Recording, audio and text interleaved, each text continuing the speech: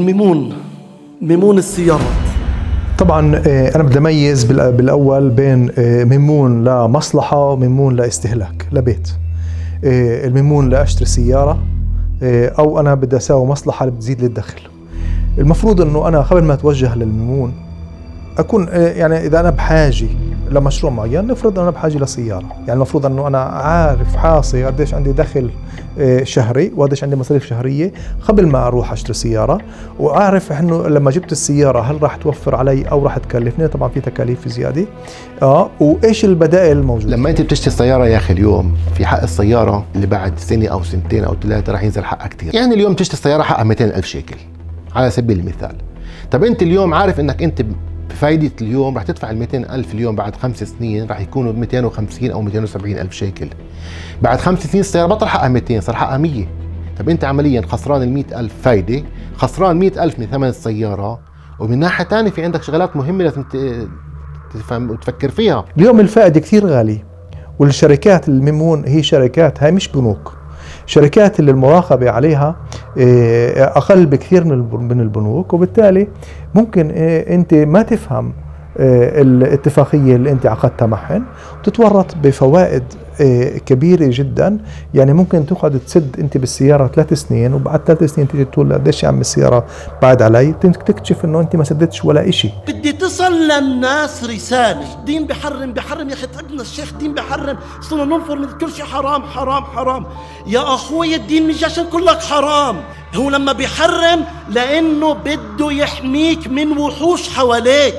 طلع موضوع انه واحد ياخد قرض عشان يشتري سيارة مثلا او يشتري دار او يشتري اياتا منتج، هو موضوع عرض وطلب. لما بيجي شركة التمويل هاي اللي بدها تعطيك قرض معين، هي عمليا بدها تبيعك مصاري، فبيع المصاري فيه له شروط.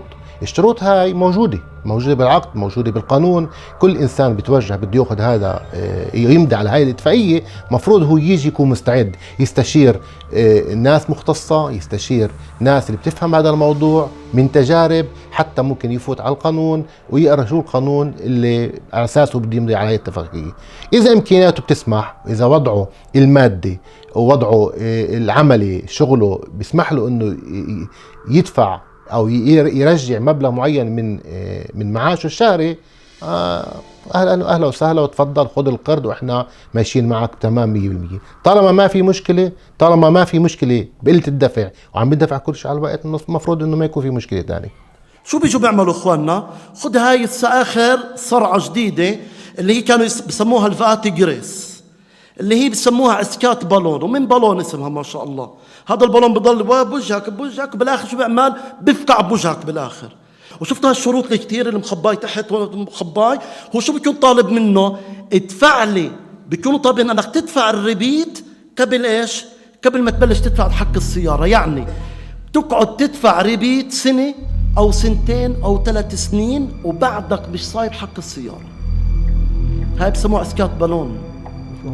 يعني ما سألت على أي شيء غير إنه أنا أحصل على السيارة، دفعتها الشهرية 2000 شيكل، هو ما خلي 2000 شيكل. أنا بتحدى إذا الناس بتعرف شو يعني تسمود لمداد، وإذا شو يعني تسمود لبرايم، وإذا الدفعة ثابتة قد بتكلفها، إيش التكاليف اللي عندهن، وهل بيقدروا يطلعوا من الصفقة بنص الفترة. يعني هل أنا بنص الفترة بقدر أبيع السيارة وأسد القرض؟ هذا أدفعك ناس عليها.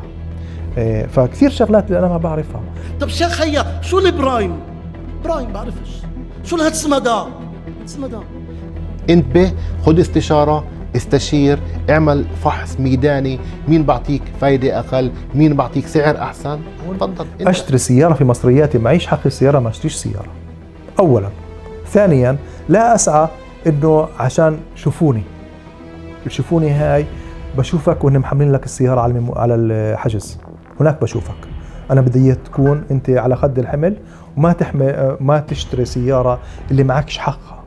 افحص إمكانياتك، كون متأكد إنه شغلك أنت مكمل فيه، كون متأكد إنه الدفعة الشهرية اللي أنت بتدفعها عشان تشتري السيارة ما راح يأثر عليك بحياتك اليومية. اعرف دائما إنه السيارة مش أهم إشي بالحياة. اليوم احنا عايشين في على ابواب ال25، احنا فينا لكل واحد تدريج ائتماني في بنك إسرائيل. شركات الميمون هي من المؤسسات اللي بتقدر تحط علامات على كل شخص منا. كل واحد أخذ قرض أو سأل عندهم يأخذ قرض، ببين عنده بالتدريج الائتماني إنه فلان سأل على قرض، مجرد إنه سأل. عشان كمان هيك نوضح الرسالة أكثر وأكثر. الربا يا إخواننا انتشر بكل مكان، حتى بدك تشتري براد، بدك تشتري تلفزيون، هاي الشركات قاعدة لك بالزاوية. تقارن حالك باللي راكب سيارة فخمة وكلها ميمون، انت ما بتعرف مدى تعاسته باليوم وكيف بينام كيف بيقوم. وبنشوف احنا على التجارب الموجودة في مجتمعنا، بنشوف انه كثير سيارات عم تنسحب من اصحابها، كانوا خسروا 2 شغل و3 سنين شغل لانه جربوا سيارة ضخمة. السيارة الضخمة كمان عندنا تأمين، عندنا تكاليف. الشركة الميمون تلزم انه يكون في تأمين كامل. يعني السيارة اللي حقها 500,000 صاحبنا بده يرجع حقها 650 وأكثر. انتبهوا، بعد مش حاكي لا على التأمينات ولا حاكي إذا صار معه مشكلة، إذا صار معه حادثة ولا بعد مش حاكي هالشغلات. شوف قديش إحنا بنشتغل بأخطائنا، بنصير عبيد عند المؤسسات الأكبر. يعني تعبي أنا أولى فيه ما أعطي لشركة ميمون أو أعطي لبنك. إذا إمكانياته بتسمح، إذا وضعه المادي ووضعه العملي شغله بيسمح له إنه يدفع أو يرجع مبلغ معين من معاشه الشهري، أهلا وسهلا وتفضل خذ القرض وإحنا ماشيين معك تمام 100%. طالما ما في مشكلة بقلة الدفع وعم بدفع كل شيء على الوقت، المفروض إنه ما يكون في مشكلة تانية. ليسنج ميموني وليسنج براتي، يعني التفعيلية بديش احكي عليه فيه، يعني ممكن مخارج شرعية. الميمونة كلها، والميمون يشير، وقلت لكم دارسين الوسط العربي. لا انت بتدفعش، انت فيش ربيت وفيش هتسمدا وفيش وزي ما قلت لك غصب عنك غير ياخذوها. للأسف الشديد ما حدا بيقرأ العقد هذا، أصلا بيمضوا عليه على التليفون، ما حدا بفوت على تفاصيله. تفاصيله بتكون بس لصالح شركة الميمون. واللي بيعطيه القرض للأسف الشديد إنه اللي بيعطي القروض اليوم هن تجار السيارات مش أصحاب شركة الميمون.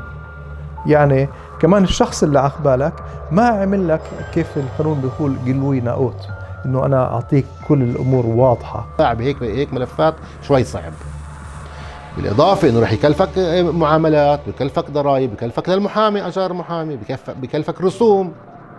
فهذا كلياته لازم تاخذه بعين الاعتبار قبل ما تيجي تقول انا بدي اشتري السياره، وبالذات لما انت عندك دخل محدود وبعد قدامك الحياه قدامك.